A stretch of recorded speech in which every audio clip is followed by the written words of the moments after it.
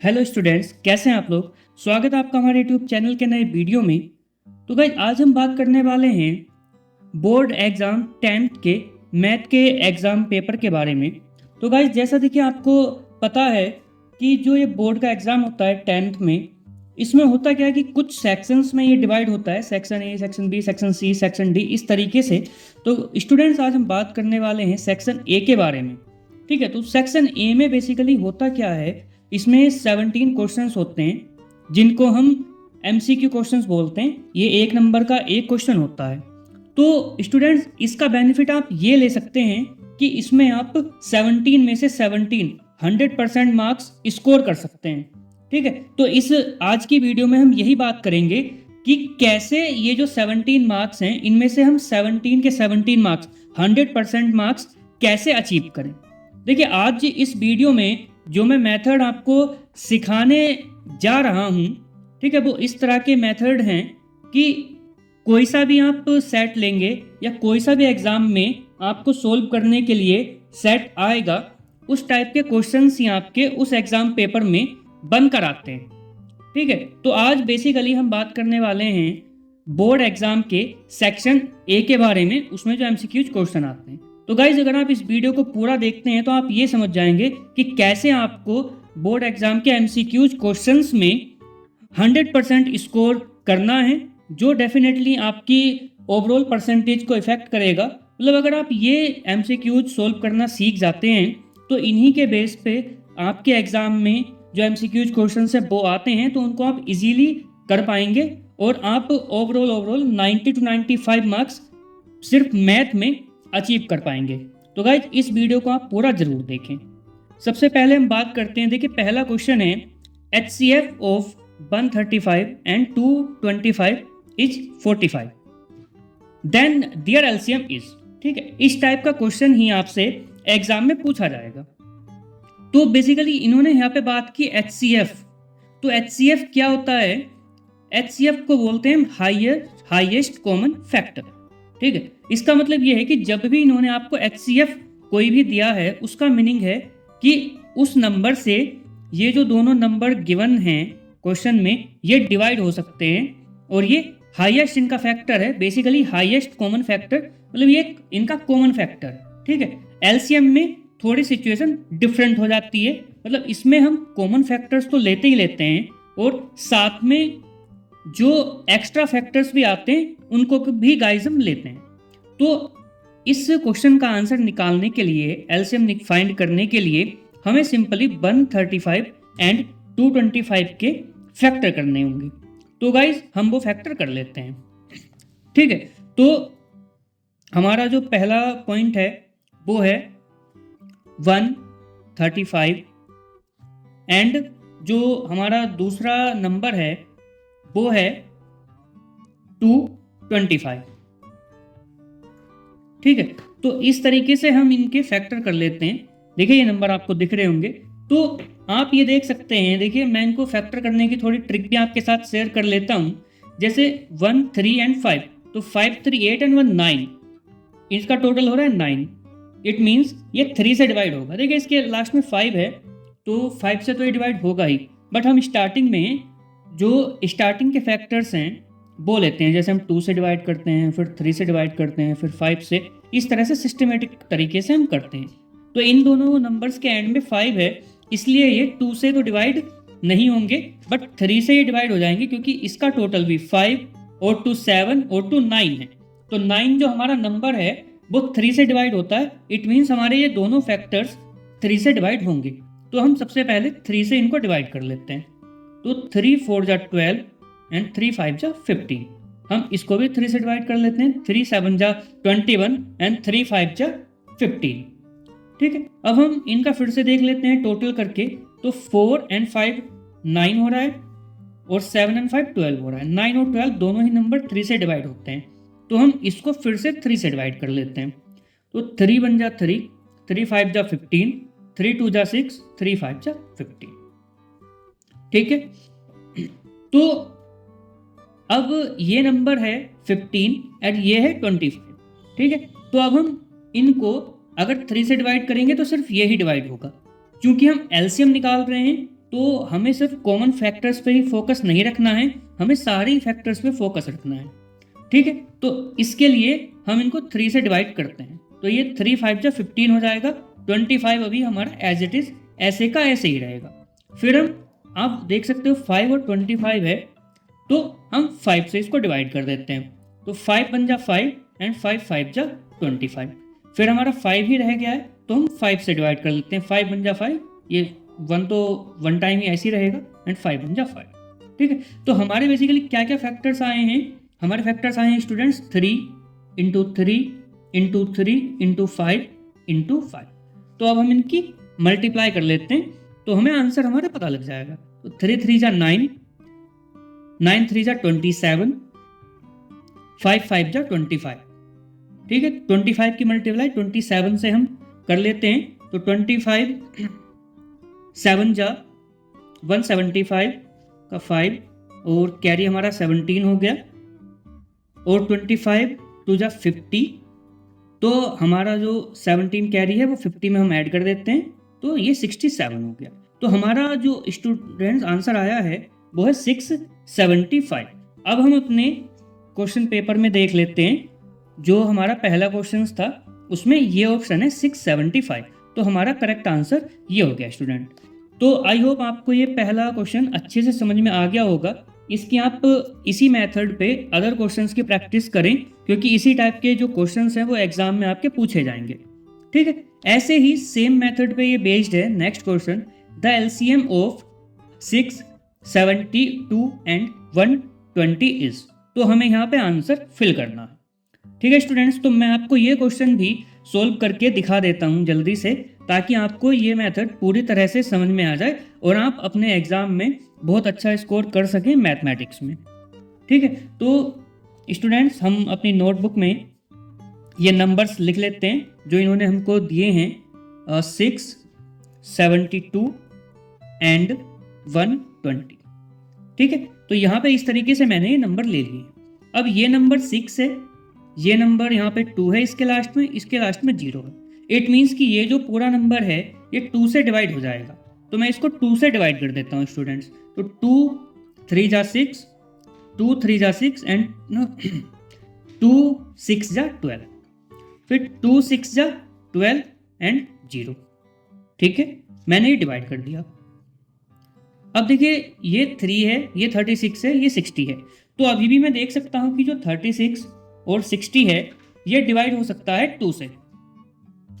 तो फिर मैं इसको 2 से डिवाइड कर देता हूँ। 3 तो डिवाइड नहीं होगा, हम ऐसे ही लिख लेते हैं। तो 2 1 जा 2 एंड 2 8 जा 60 एंड 2 का हाफ, बेसिकली हम यहाँ पे हाफ लेते हैं अगर हम 2 से डिवाइड करते हैं। तो अगर आपको कन्फ्यूजन है तो मैं बता देता हूँ कि यहाँ पे हम हाफ वैल्यूज ही लेते हैं जब हम 2 से डिवाइड करते हैं। ठीक है, तो 2 30 जा 60। फिर हम इसको 2 से डिवाइड कर सकते हैं 18 को और 30 को। तो 2 से हम डिवाइड कर रहे हैं 3, 2 9 जा 18 एंड 2 से ये हम 15 टाइम जा डिवाइड करेंगे। फिर यहाँ पे 3 है, 9 है, 15 है, तो ये इजी नंबर्स हैं, तो हम देख सकते हैं कि ये 3 से डिवाइड होंगे। तो 3 बन जा 3, 3 3 जा 9, 3 5 जा 15। फिर 3 हमारा 3 से ही डिवाइड होगा, तो 1 जा एंड 5 हमारा लास्ट में रह गया, तो ये 5 हमारा 5 से डिवाइड होगा। अब हमारे कोई भी फैक्टर्स नहीं रहे। तो हमें जो इस क्वेश्चन में फैक्टर्स बेसिकली मिले हैं, तो 2 जा 4, 4 2 जा 8, ठीक है 8 ले लेते हैं एक हम, 3 3 जा 9 एंड 5। ठीक है, तो मल्टीप्लाई आपको जैसे करना हो आप वैसे कर सकते हैं स्टूडेंट्स। 8 5 जा 40 एंड इंटू 9, तो 9 4 जा 36। तो हमारा जो आंसर है एलसीएम निकल के आ रहा है वो 360 आ रहा है। ठीक है, तो हम यहाँ पे हमें जो फिल करना है, बेसिकली ये जो आंसर है यहाँ आपको अपनी आंसर शीट में फिल करना रहेगा बोर्ड एग्जाम्स में। तो ये हमारा आंसर हो गया यहाँ पे 360। ठीक है स्टूडेंट्स, अब जो नेक्स्ट क्वेश्चन मैं आपको बताने जा रहा हूँ ये भी बहुत ज़्यादा इंपॉर्टेंट क्वेश्चन है और ये हर साल एग्जाम्स में ज़रूर पूछा जाता है। तो इसके बारे में हम अभी बात कर लेते हैं और मैं आपको सॉल्यूशन करके दिखाऊंगा। The value of X and Y from the equations 3x + 2y = 12 and 3x minus Y equals to 3। ठीक है, तो बेसिकली इसमें दो मेथड होते हैं। एक तो मेथड होता है सब्स्टिट्यूशन का, ठीक है, और एक मेथड होता है एलिमिनेशन का। ठीक है, तो इन टॉपिक्स पे मैं एक अलग से भी सेपरेट वीडियो बना दूंगा। अभी मैं आपको करके दिखा देता हूँ ये। जैसे हम इसमें ट्राई कर लेते हैं अभी एलिमिनेशन मेथड। ठीक है, तो एलिमिनेशन मेथड आप इससे सीख जाएंगे। देन मैं एक वीडियो जल्द ही सब्स्टिट्यूशन मेथड पे भी लेके आऊँगा, वो भी आपको इस तरह के क्वेश्चन सोल्व करने में हेल्प करेगी। तो हमारे इन्होंने दो इक्वेशंस दी हैं, हम अपनी नोटबुक में सॉल्यूशन कर लेते हैं। तो हमारी जो फर्स्ट इक्वेशन है वो है 3x plus 2y is equals to 12। ठीक है, एंड जो हमारी ये तो फर्स्ट इक्वेशन हो गई, एंड जो सेकंड इक्वेशन है वो है 3x minus Y is equals to 3। ये हमारी सेकंड इक्वेशन है। ठीक है, तो बेसिकली अब मैं मेथड की बात कर लेता हूँ। यहाँ पे मैं आपको ये जो क्वेश्चन है सोल्व कराने वाला हूँ एलिमिनेशन मेथड से। ठीक है, एलिमिनेशन मतलब है कि हमें इनमें से किसी ना किसी एक नंबर को, ठीक है, यहाँ से सोल्व करके बाहर लेके जाना है ताकि हमारे दूसरे नंबर की वैल्यू आ सके। अब देखो जैसे इस क्वेश्चन में आप दे सकते हो, ये भी 3x है पहली इक्वेशन का, ये 3x है दूसरी इक्वेशन का, ये दोनों इक्वल वैल्यू है। तो अगर हम इक्वेशन, यहाँ पे इक्वेशन फर्स्ट माइनस 2 करते हैं, ठीक है, तो हमारा ये क्वेश्चन सोल्व हो जाएगा स्टूडेंट्स। तो हम यहाँ पे क्या करते हैं, जब माइनस करते हैं ऐसे तो साइन चेंज हो जाता है। तो ये प्लस की वैल्यू है, ये माइनस हो गया, ये माइनस की वैल्यू है तो ये प्लस हो गया, और ये प्लस की वैल्यू है तो ये माइनस हो गया। अब हमें इसको सोल्व करना है। तो 3x minus 3x is equals to 0। ये कैंसिल हो गए एक दूसरे से। ठीक है, बेसिकली हमारी x की वैल्यू कैंसिल हो गई है। तो 2y plus y 3y is equals to 12 minus 3, तो ये हो गया 9। तो इसमें यहाँ पे आप एक चीज़ का ध्यान रखेंगे स्टूडेंट्स कि जब भी यहाँ पे अगर जो साइन आप चेंज कर रहे हैं तो ऊपर वाली वैल्यू को उसी के साथ में सोल्व करना है जो साइन हमने चेंज किया है, ना कि उसका पहला वाला साइन। ठीक है, जो नया साइन हमने माइनस करते टाइम लिया है उसी साइन से आप इसको सोल्व करेंगे। तो y इज इक्वल्स टू 9, ये यहाँ पे मल्टीप्लाई में है तो यहाँ पे डिवाइड में आ जाएगा। तो 3 3 जा 9। तो हमारी जो y की वैल्यू है वो तो है 3। ठीक है, अब हमें x की वैल्यू भी फाइंड करनी है। तो अब हमें एक नंबर की वैल्यू फाइंड हो गई है, तो हमें दूसरे नंबर की वैल्यू फाइंड करना काफ़ी इजी हो जाएगा। वो क्यों? क्योंकि हमें एक नंबर की वैल्यू पता चल गई, तो इस वैल्यू को हम इक्वेशन 1 या इक्वेशन 2 में पुट कर सकते हैं। तो हमारा जो x की वैल्यू है वो भी हमारे पास आ जाएगा। ठीक है, अब जैसे इसको हम फर्स्ट इक्वेशन में पुट कर लेते हैं। फर्स्ट इक्वेशन है हमारी 3x plus 2y is equals to 12। तो हमें y की वैल्यू जो 3 है वो यहाँ पे पुट करनी है। तो 3x हमारा ऐसे ही रहेगा, प्लस 2 इंटू y की वैल्यू 3 है, हमने यहाँ पे पुट कर दी, एंड देन 12। तो 3x प्लस 2 3 जा 6 is equals to 12। 3x is equals to 12, और ये 6 इधर प्लस है, यहाँ पे जाके माइनस का हो जाएगा। तो 3x इज इक्वल्स टू 6। तो x is equals to 6 upon 3 यानी 2। तो x इज इक्वल्स टू 2। तो हमारा इसका आंसर आया x इज इक्वल्स टू 2। इस तरीके से मैंने ये जब सोल्व किया। ठीक है, तो हमारा जो x का आंसर है वो 2 है और जो y का आंसर है वो 3 है। तो हम ये मैच कर लेते हैं अपने ऑप्शंस में। हमारा x का आंसर 2 है और y का 3 है, तो इट मीन्स हमारा जो C ऑप्शन है वो इसमें करेक्ट है। ठीक है, तो अब हम नेक्स्ट क्वेश्चन की बात कर लेते हैं। मुझे उम्मीद है कि ये क्वेश्चन जो मैंने आपको अभी कराया ये आपको समझ में आया होगा। ये एलिमिनेशन मेथड था। ठीक है, आगे सब्स्टिट्यूशन मेथड के बेस पे भी हम इसमें काम करेंगे। आप जरूर से कमेंट करना कि कौन कौन स्टूडेंट्स सब्स्टिट्यूशन मेथड भी सीखना चाहते हैं, या कोई भी टॉपिक आप 10th बोर्ड का करना चाहते हैं, मैथ में समझना चाहते हैं, आपको समझ नहीं आ पा रहा है, तो आप कमेंट ज़रूर कीजिएगा। मेरी श्योरिटी है आप अगर इस तरह के स्टेप्स फॉलो करेंगे जो हम आपको बता रहे हैं तो आप इजीली मैथ में 90 to 95 मार्क्स गेन करेंगे। ये मेरा दावा है स्टूडेंट्स। ठीक है, तो अब हम नेक्स्ट क्वेश्चन कर लेते हैं। नेक्स्ट क्वेश्चन है which one is an AP series. ठीक है। तो एपी सीरीज बेसिकली क्या होता है ना। एपी सीरीज मैं आपको थोड़ा एपी के बारे में बता देता हूँ। जैसे एपी सीरीज जो स्टूडेंट्स होता है उसमें फर्स्ट वैल्यू ए होती है, फिर A1, फिर A2, इस तरह की वैल्यूज होती हैं। ठीक है। और उसको एपी तब बोला जाता है किसी भी क्वेश्चन को, वो एपी तब है जब जो सेकंड वाला नंबर है और इसका डिफरेंस और थर्ड वाला नंबर है उससे 2 का डिफरेंस इक्वल हो, तब वो एपी होती है। कि सेकंड वाले नंबर में से हमने फर्स्ट वाला नंबर माइनस किया, फॉर एग्जांपल हमारा आंसर 7 आया। ऐसे ही हमने थर्ड वाले नंबर में से सेकंड वाला नंबर माइनस किया, तब भी 7 आया। फोर्थ वाले नंबर में से थर्ड नंबर माइनस किया, तब भी 7 आया। तो इट मीन्स जो है वो हमारी एपी है। तो ऐसे आप एपी को आइडेंटिफाई कर सकते हैं स्टूडेंट्स। ठीक है। तो अब इसमें आगे जो इन्होंने ऑप्शंस दिए हैं हम उन पे बात कर लेते हैं। तो उसमें जो ऑप्शन है जैसे 2, 4, 8, 12, इट मीन्स कि अगर हम 2 में से फर्स्ट नंबर माइनस करें तब हमारा इक्वल सेम आंसर आना चाहिए। थर्ड में से सेकंड नंबर माइनस करें तब भी हमारा सेम आंसर आना चाहिए। तो अगर हम 4 में से 2 माइनस करेंगे तो स्टूडेंट्स हमारा यहाँ पे 2 आएगा। ठीक है।